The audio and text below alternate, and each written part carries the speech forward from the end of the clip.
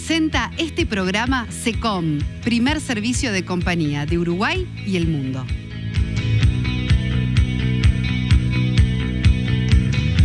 Clínica Oftalmovisión, centro quirúrgico de alta especialización. Referentes en todas las áreas de la oftalmología.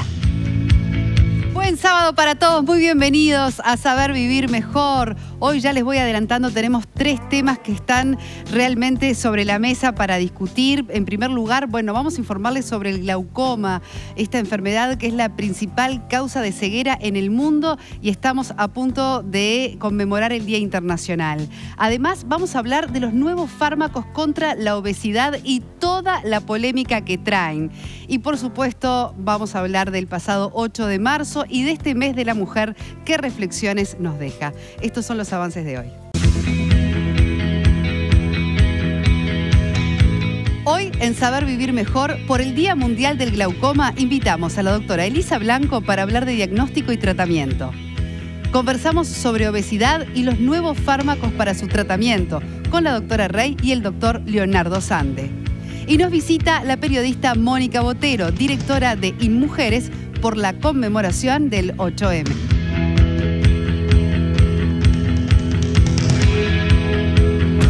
Y les contábamos que el próximo 12 de marzo es el Día Mundial del Glaucoma y hoy justamente vamos a estar tratando este tema tan importante, siendo la principal causa de ceguera en el mundo. Nos acompaña nuevamente, un placer recibirla, a la doctora Elisa Blanco de Oftalmovisión, quien nos va a contar justamente un poquito más, además presidenta, ¿verdad?, de la Sociedad Uruguaya de Glaucoma. Exacto. Un gusto recibirte. El gusto es mío.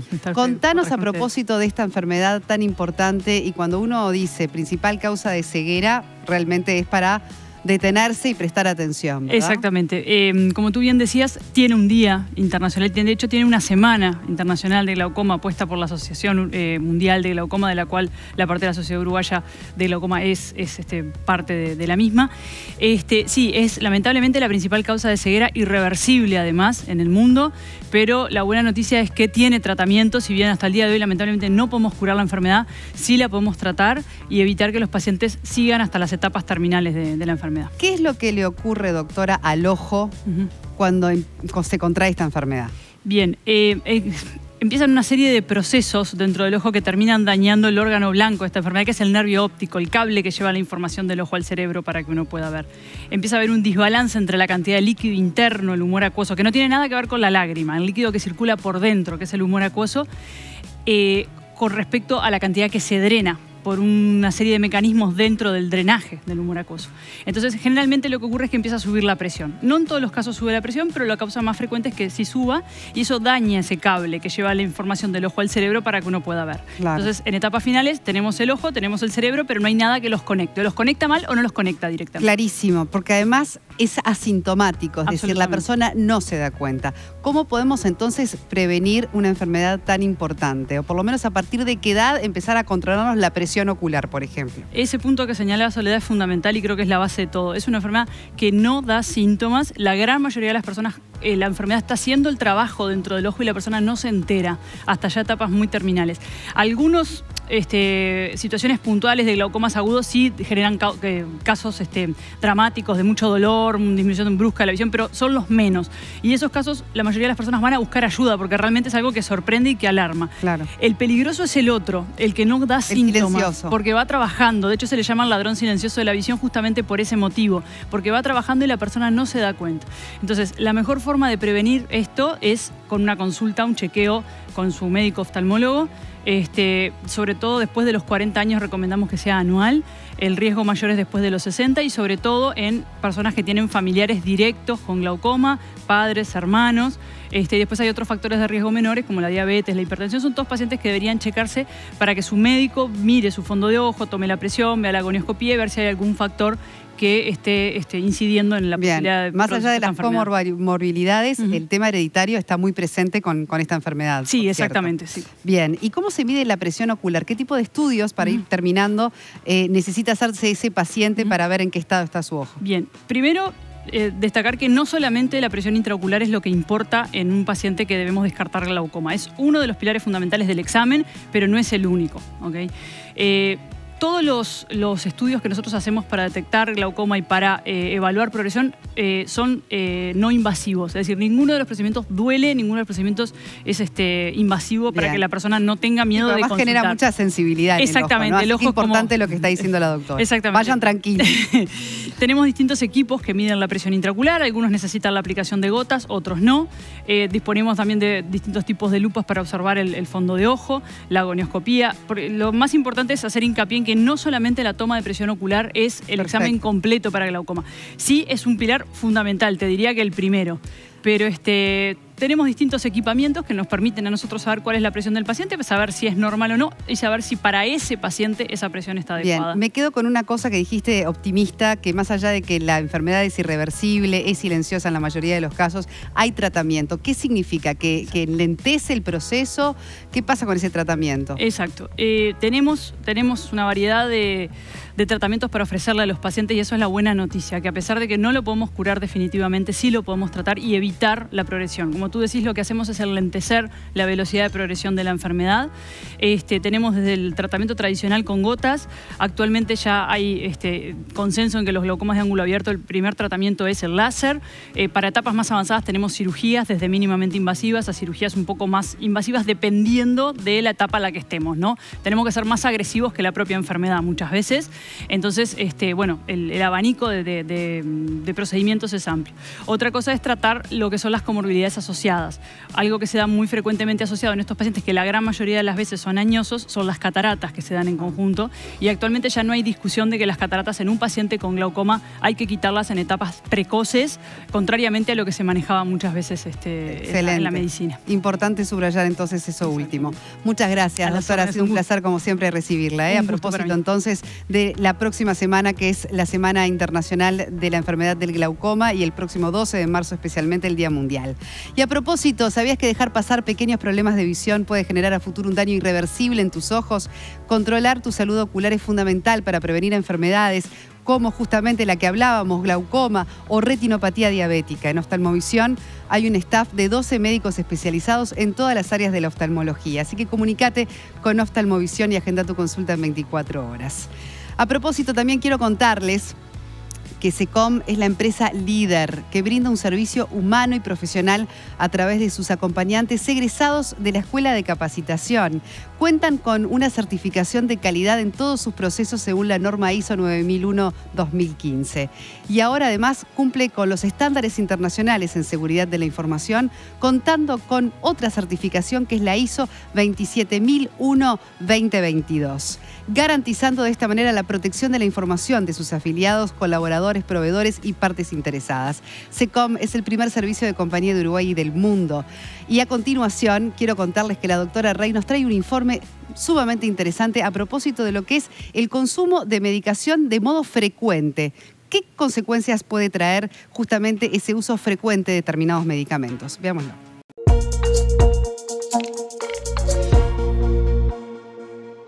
¿Por cuántos días se debe tomar el omeprazol? ¿Se debe tomar siempre?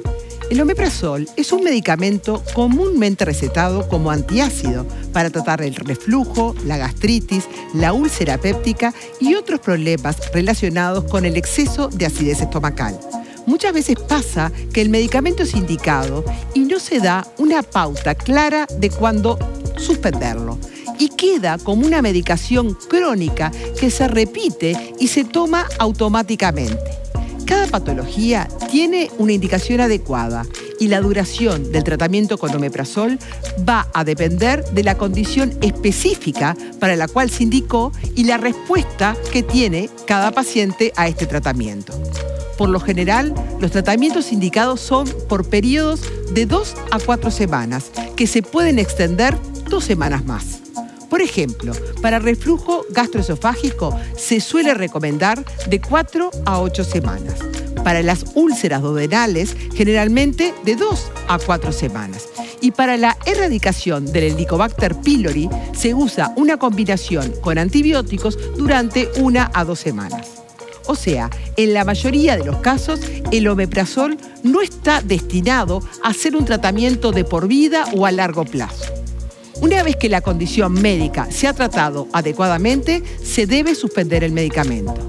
Sin embargo, hay situaciones en las que sí puede ser necesario un uso más prolongado. Por ejemplo, si los síntomas reaparecen después de suspender el tratamiento, para el manejo de condiciones crónicas como el reflujo ácido severo o el síndrome de Zollinger-Ellison.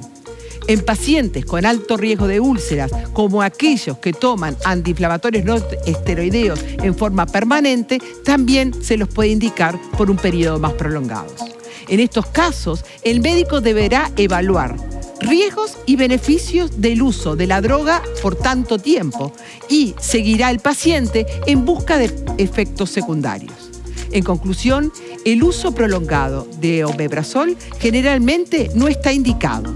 Es fundamental tener claro el motivo por el cual lo estamos tomando y cuál es el objetivo terapéutico deseado con ese fármaco. Se recomienda hablar con su médico sobre la posibilidad de suspender el omeprazol una vez que se haya logrado el control de los síntomas. Su médico podrá evaluar su situación individual y brindarle las mejores recomendaciones para su salud y un bienestar a largo plazo.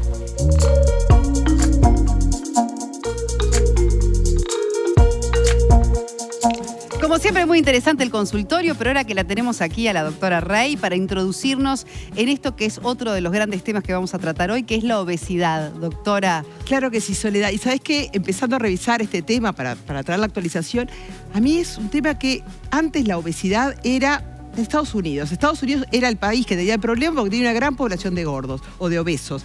Ahora, este problema es un problema mundial.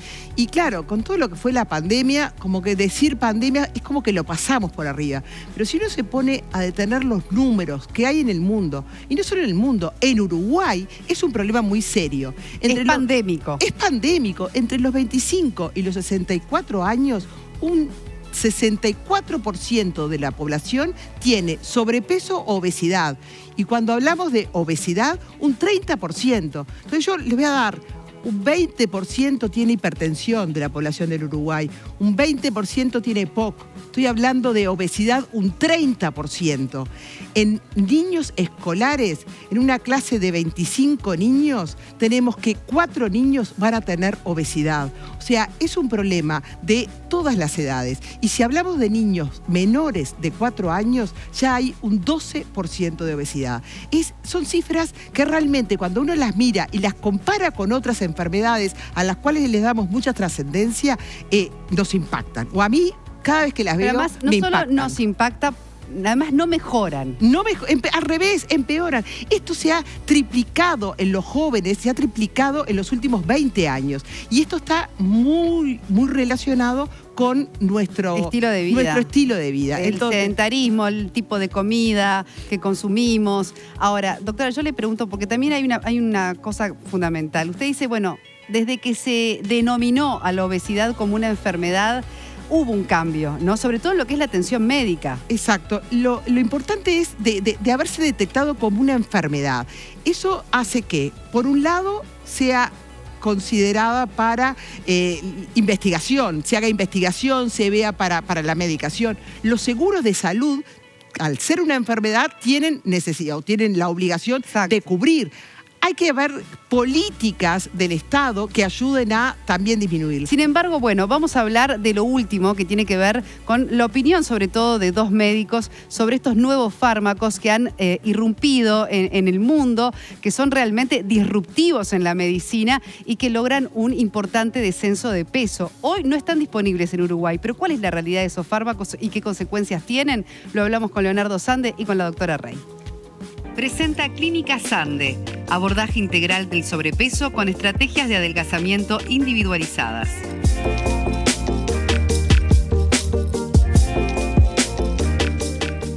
Bien, doctor Leonardo Sande, un placer recibirlo y sin demasiado preámbulos porque un poco hacíamos una introducción, ¿verdad?, del escenario del tema de la obesidad. En primer lugar, eso que yo le decía, ¿no?, antes de empezar la entrevista, hoy parece que hay un fármaco que todos hemos escuchado hablar que sin el más mínimo esfuerzo adelgaza. Bueno. ¿Eso es bueno? ¿Eso no es tan bueno? ¿Cómo tenemos que leer esta Lo noticia? primero que le digo es que estos nuevos fármacos que han surgido para el tratamiento de la obesidad, realmente es una de las mejores cosas que se ha inventado para la obesidad hoy en día, y lo digo sin que me tiemble el pulso. Yo pienso lo mismo, creo que es algo disruptivo. O sea, es algo que está marcando un antes y después en el tratamiento de la obesidad. Pero expliquen igual algunas características del medicamento al que yo me referí. Pero antes que eso te voy a robar un segundito. El problema de la obesidad sigue siendo un problema psicológico y social. Y esta misma humanidad hasta 70, 80 años no tenía tantos niveles de obesidad. Entonces lo que está cambiando, porque la biología de una especie no cambia, cambia millones de años para cambiar la biología. Lo que está cambiando son las situaciones sociales, las condiciones de vida, el sedentarismo y la mala alimentación. Por ende, siempre que uno mira fármacos para la obesidad, tiene que mirarlo como un tratamiento coadyuvante. No existe el tratamiento para la obesidad que te evite aún la reganancia, que te diga, te lo aplicás y nunca más vas a aumentar. No es solo un fármaco. No es solo un fármaco. Es un abordaje multidisciplinario. Multidisciplinario porque, como sabemos que la población está accediendo a estos fármacos aún no estando en Uruguay, y por ende, si no está acá y no lo pueden prescribir los médicos, ¿quién controla el consumo de estos fármacos? Voy a decir el nombre del fármaco que estamos hablando, que es el Ozempic, que es una medicación que se da de manera subcutánea, que se da en forma semanal, en la cual es la semaglutide. Son 4 fármacos. La primera, liraglutide, que el nombre comercial es Saxenda, que es una aplicación diaria. Todos los días había que inyectarse subcutáneo, muy chiquitita. Pero esa no llegó acá, ¿no? La que está realmente ahora... El semaglutide es una nueva generación con el mismo mecanismo de acción, que ahora lo explico rápidamente, pero con la aplicación semanal, lo cual es mucho más fácil para el paciente. Pero se ha ido perfeccionando el mismo. Exacto, el mismo mecanismo de acción. Laboratorio sueco, ¿verdad? Atrás de esta disrupción. Danés. Sí. Y después salieron 2 generaciones más, que son la tirzapatida, que ya actúan más receptores, y la última, que está en fase 3, que ese es el más prometedor, retratrutide, que sí podría tener acción metabólica. Ese sí podría adelgazar. Porque ¿qué hacen estos fármacos? Análogo sintético del GLP-1. Lo explico rápido. Sin términos médicos. Cuando una persona come, llega la comida al duodeno, y eso es una señal para que secrete una sustancia GLP-1. Esa sustancia va al páncreas y le dice: páncreas, hay comida, y libera insulina. Por esto estos fármacos primero se utilizaron para los diabéticos. Claro.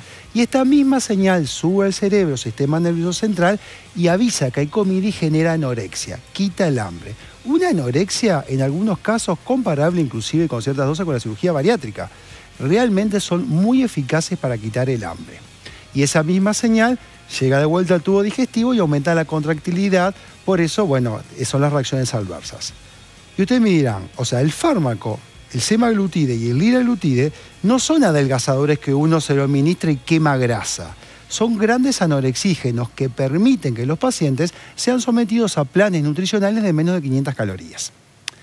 Y si bien dice: doctor, pero esto es quitar el hambre. Pero quitar el hambre en un tratamiento de obesidad es crucial, fundamental. Claro. Es fundamental. ¿Saben lo que es vivir con 500 calorías? Es muy poco. No sabemos. Es muy duro. Un desayuno tuyo, Sole, que a veces te veo en el Instagram con esa totada, con el coso, y capaz llegaste a 400 y te digo, con eso todo el día. Es muy duro. Yo creo que es como súper, lo que decíamos, es súper innovador encontrar un medicamento que sea efectivo para un paciente que tenga obesidad. Normalmente, ¿qué le decíamos? Le decíamos, aumenta la actividad física, cuidarte en la dieta, cosas que son, como tú decís, muy difícil. Si un paciente estaba esperando una prótesis de cadera, ¿cómo va a ser una actividad física?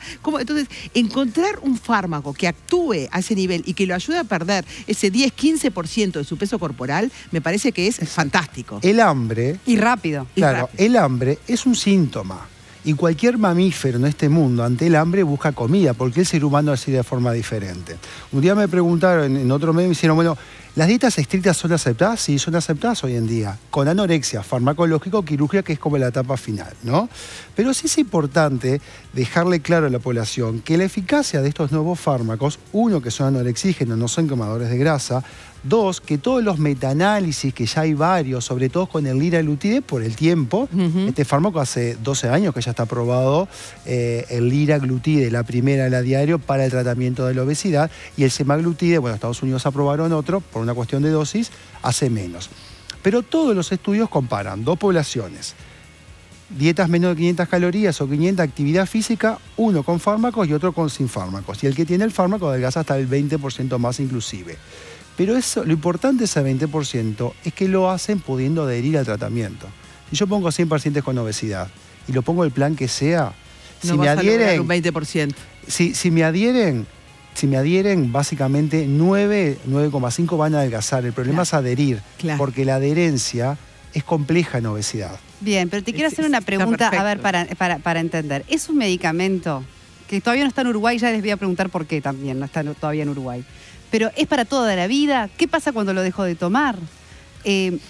¿Tengo que igual cambiar mis hábitos alimenticios? Es decir, Perfecta ¿qué la pasa con mi pregunta. masa muscular? Son muchas preguntas que uno dice, bueno, uno solo piensa también en el efecto adelgazante y ve que muchas personas con solo sobrepeso ya se están dando este remedio, ¿no? Empiezo por uno. Uno, nada es para toda la vida y como cualquier fármaco que utilizamos, un poco lo que utilizamos de forma crónica, siempre tratamos de dejarlo. Y el costo, ¿no? Primero, tiene un tiempo. Uno adelgaza con Ozempic, hay trabajos a 1 año, a 2 años, de forma segura que se pueden administrar. No existe forma de mantener el peso sin cambio de hábito. Claro. Punto. Y no hay medicamento que se le haya Y arreglado además eso. el Ozempic lo que demuestra también es que llega un momento donde se estabiliza, no es que siga No seguís bajando. adelgazando. No sigue sigue adelgazando. dando el efecto norexígeno, lo vemos todo el tiempo, deja de dar el efecto norexígeno. Además, una vez, claro, lograr el descenso de peso, también obviamente la capacidad gástrica se reduce, hay un montón, después el gasto energético es menor, el paciente se habitúa, pero es un tratamiento coadyuvante que te ha acompañado con la alimentación y el ejercicio físico para que el paciente cambie el estilo de vida. Porque hasta el momento actual, 2024, no se ha logrado inventar el tratamiento para la obesidad que diga, te prometo que no vas a reganar de peso.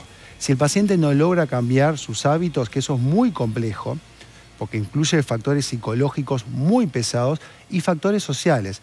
Por eso que me decías, ¿quién va a pagar esto? Porque yo estoy deseando que este fármaco llegue a Uruguay y me atrevo a decirlo, a los médicos que nos dedicamos a esto estamos como en un brete y no puedo indicarlo porque no está en las farmacias. Porque además se está usando. Que Y eso porque además se está usando. No solamente está pasando acá, sino en el mundo. En el mundo creo que por las redes sociales hubo mucho más información y indicaciones de tratamiento que por los Y propios porque médicos. sabemos todavía que es bueno, entonces es muy difícil saber que es bueno, tener ganas de indicarlo, no poder indicarlo Claro. y la gente haciendo lo que puede. Claro. Y por tomarlo tenerlo. sin supervisión médica, por yo voy y me lo compro o me lo consiguen en Argentina. Además, Y lo lo voy que nos tomando. dedicamos a esto, más allá de la dosis que está dicha, por ejemplo, para el semaglutide 1 miligramo semanal, hay algunas de 2,4 semanal, sabemos que nosotros tenemos que mezclar otros fármacos, porque el efecto interesante de estos fármacos que quita el hambre a nivel del cerebro más primitivo, el hipotálamo. Si yo le doy ese fármaco a mi perrito, también le va a quitar el hambre. ¿Y el hambre emocional cómo lo calmamos? Porque nosotros tenemos pacientes con cirugía bariátrica que siguen comiendo. Los pacientes con síndrome de atracón o picoteo tienen contraindicado esa cirugía por la conducta alimentaria. Entonces hay que hacer otra mezcla de tipo de fármacos.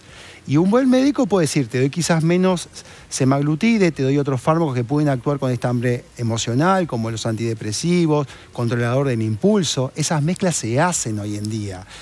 Lucio, el presidente de la Pavón, siempre me dice, yo raramente... Él es brasilero, medica este medicamento porque lo medico con más de 0,5.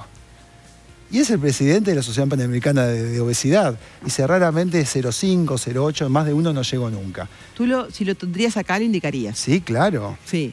Sí, claro. El que no está aprobado es un biológico. Los biológicos demoran en ser aprobados. Ahora parece que está por aparecer. Sería muy importante que estuviera. Primero porque es efectivo. Y segundo porque Pero no la es gente accesible, ¿verdad? O sea, no es económicamente muy no, accesible. por ahora No es accesible. No, es caro. Es un Y medicamento es caro. para pocos. Y eso es un mensaje que también me gustaría transmitir.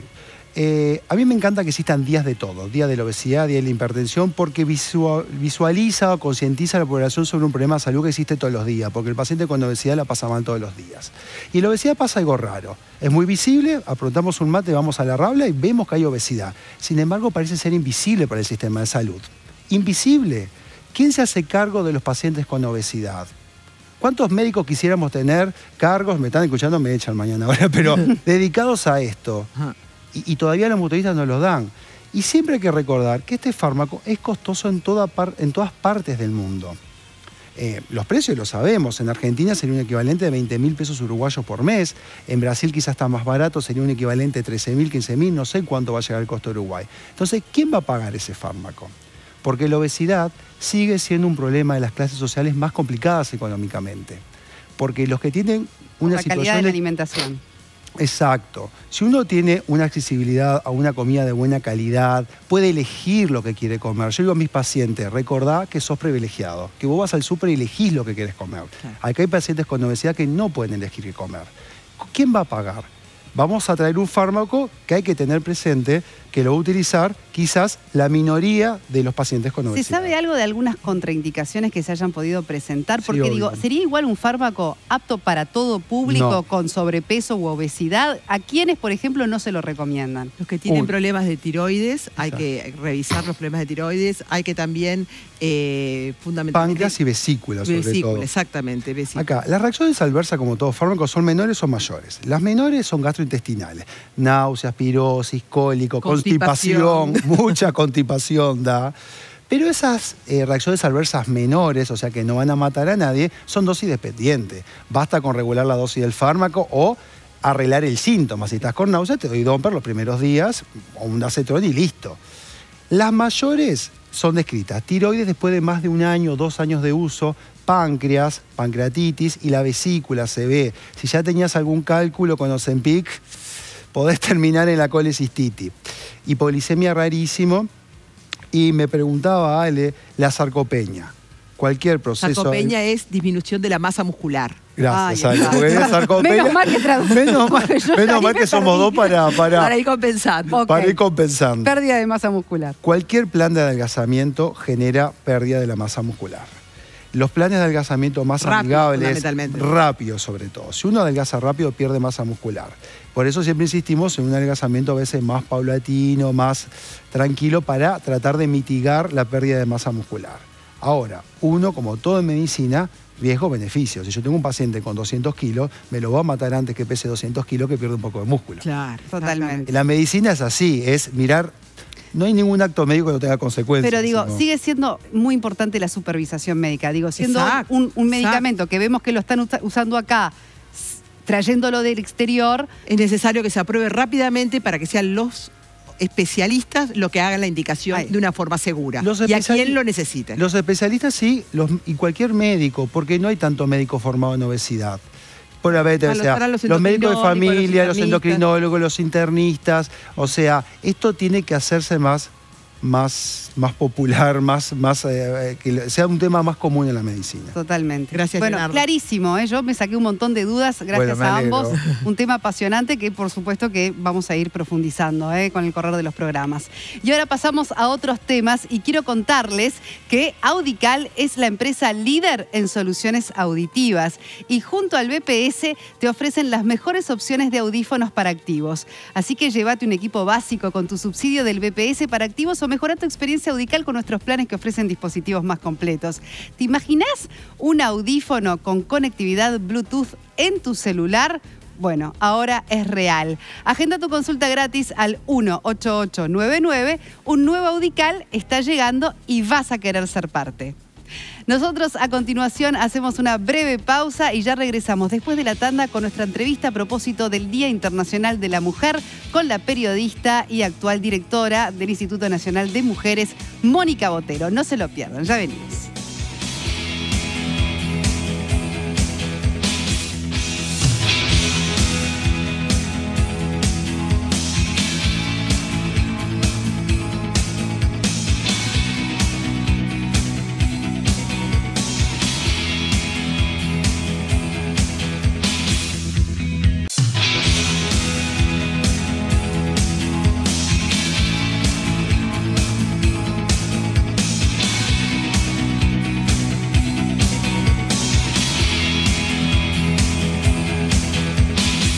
Presenta este programa SECOM, primer servicio de compañía de Uruguay y el mundo.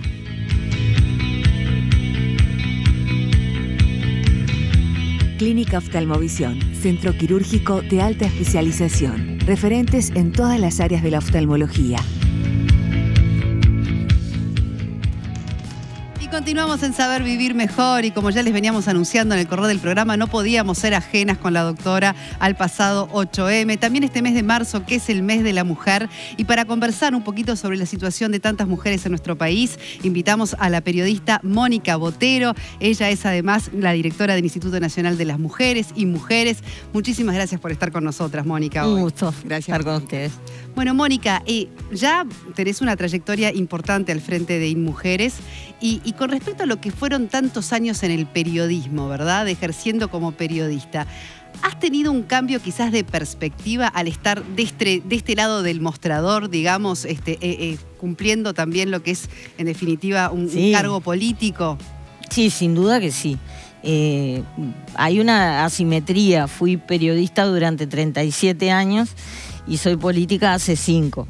Entonces, bueno, estuvo bueno reinventarse después de los 50 años a partir de una oportunidad. Pero la oportunidad es la misma que por la que trabajé desde que tengo 20 años, que es el activismo de género. Siendo periodista era un tema que siempre me interesó de manera central.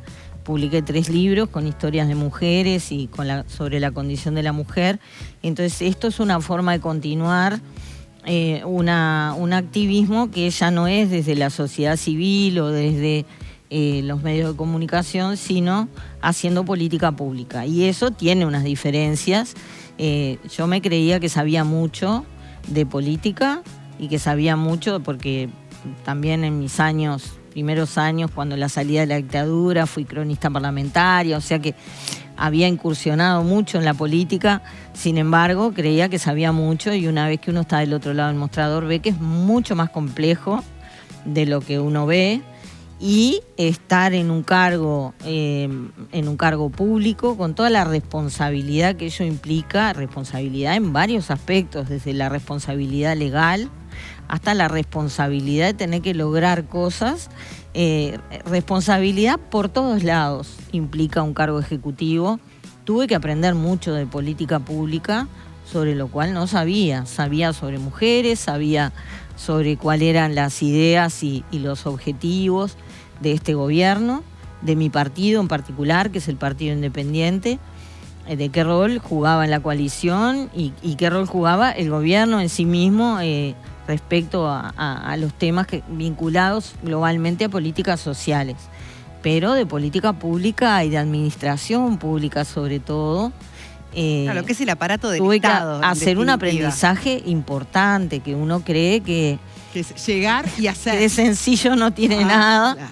Que a veces te lleva una muy buena parte de la gestión, y además la buena o mala gestión depende de cómo se maneje todo ese papelerío que los que lo vemos de afuera nos parece. Y los recursos, además. Pero que cuando estás adentro, un montón de cosas. Entendés por qué son importantes, ¿no? Por supuesto. Porque tiene que haber como todo el tiempo uno siente que está rindiendo cuentas, claro. Y que, o no rindiendo cuentas simultáneamente, pero que si a uno le piden cuentas, uno tiene que poder explicar y respaldar cada cosa que hizo, porque ese dinero es un dinero que está administrando transitoriamente, ¿no?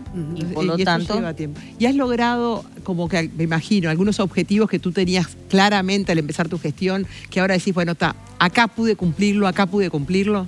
Como en todo, si somos sinceras, tenemos que decir que hay cosas que se cumplieron mejor, otras que se cumplieron menos, y otras, como en un tema como este, que tiene que ver con cambios sociales, con cambios de mentalidad, con cambios para entender determinadas cosas que pasaron muy rápidamente. Esto es, en 25 siglos de democracia, hace menos de uno que las mujeres votamos, claro. Y tenemos derechos y somos reconocidas como sujetos de derecho. De ahí para arriba, un montón de consecuencias que surgen de ese cambio, que uno no puede tener la soberbia de pensar que en 5 años lo va a lograr.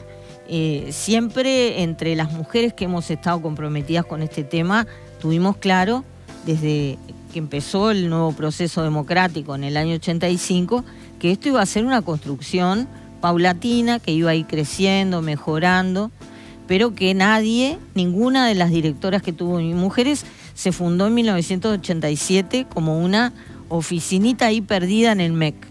A partir de ahí tuvo un crecimiento muy exponencial, particularmente desde que además pasó al Ministerio de Desarrollo Social. Claro. Pero no con el aporte y el apoyo solamente de quienes estaban en el gobierno en ese momento, sino de todo un movimiento de mujeres que estábamos dispuestas a apoyar que esto fuera hacia adelante o hacia arriba, como le queramos llamar. Entonces, con ese marco fue que pensé los objetivos.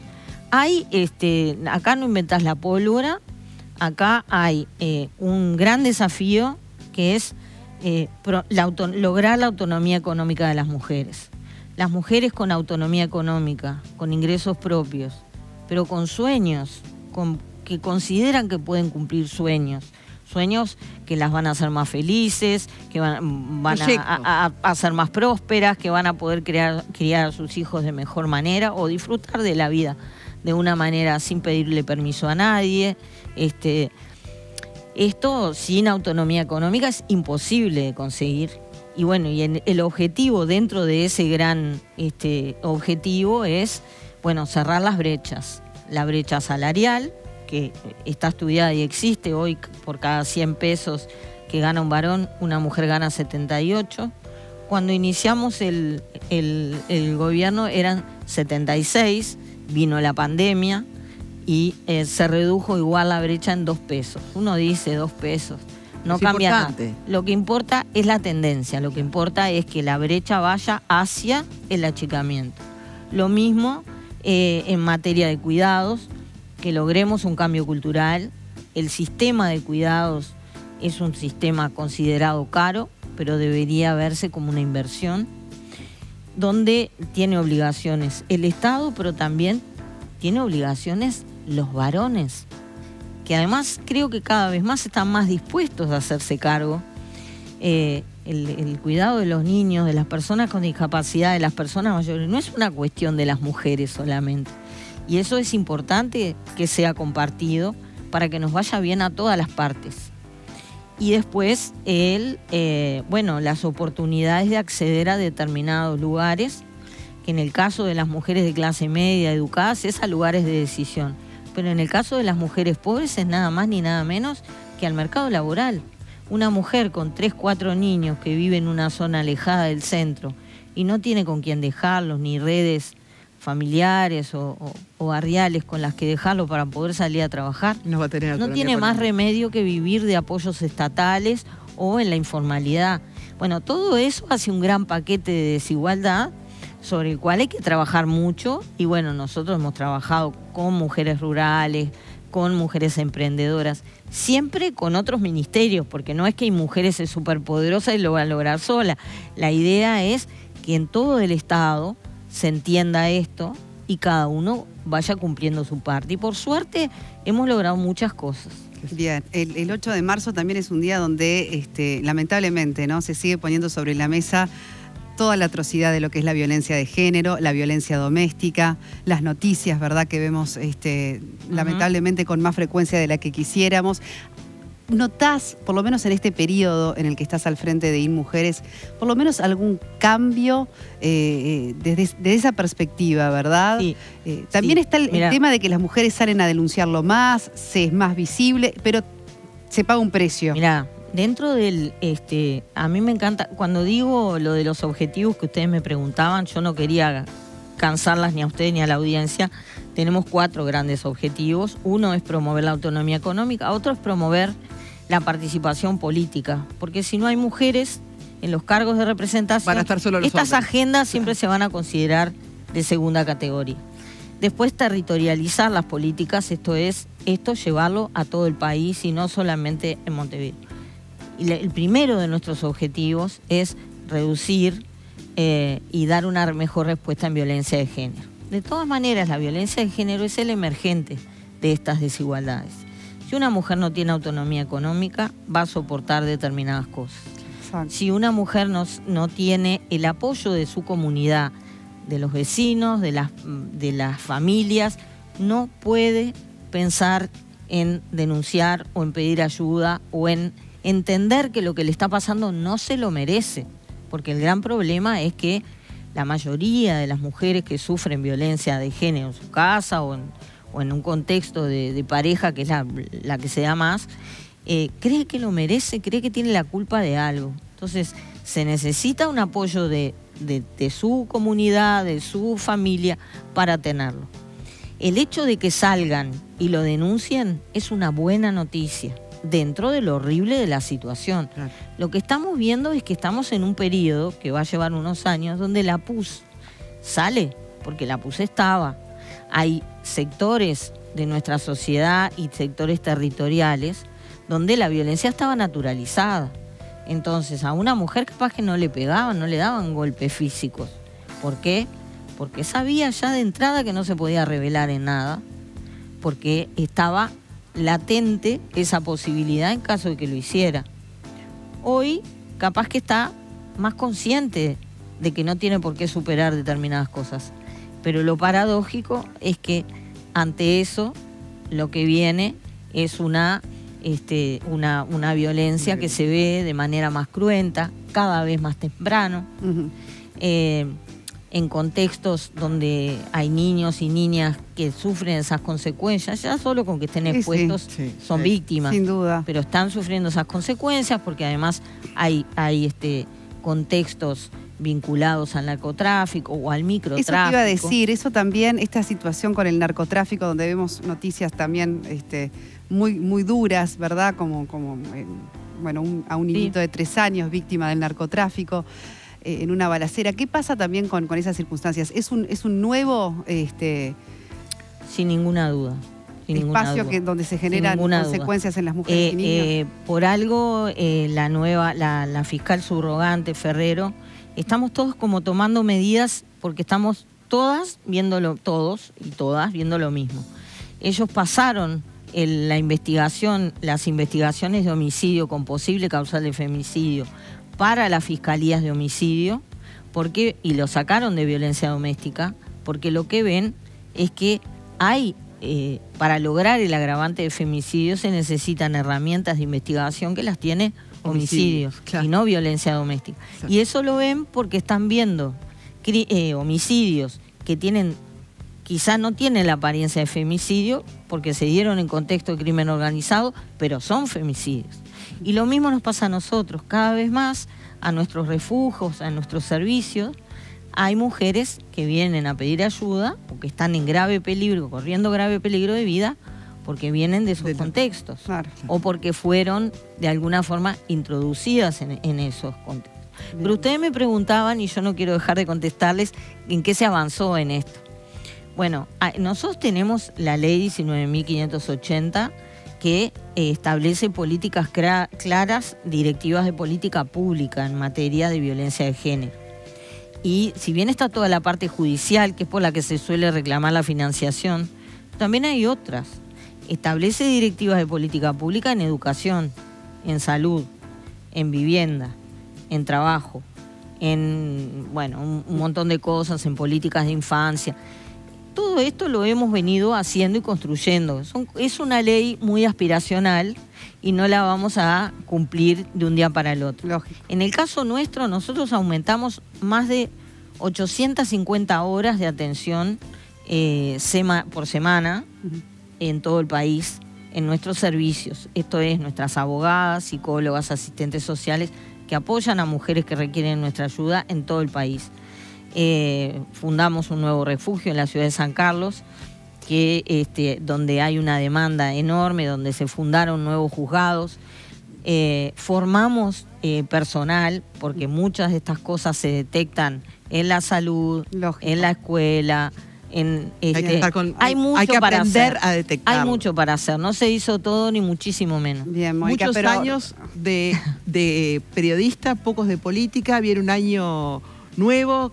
¿A dónde vamos? ¿A la política o volvemos al periodismo? Bueno, este año, en una frase. Yo soy parte de la dirigencia del Partido Independiente, estoy en el comité de campaña.